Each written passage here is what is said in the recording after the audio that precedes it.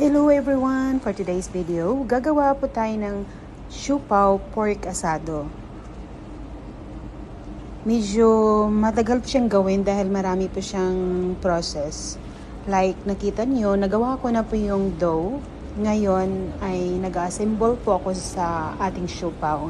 So ganyan po ako mag-twist ng siupaw.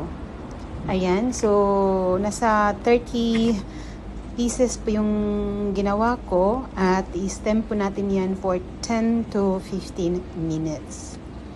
Masarap po ito, pwede na itong magiging meal mo like lunch or pang merienda. Tapos pwede ka rin gumawa ng sauce para dito. Pero sa akin parang kahit wala ng sauce, okay na. Ayan po, napakasarap na siupaw.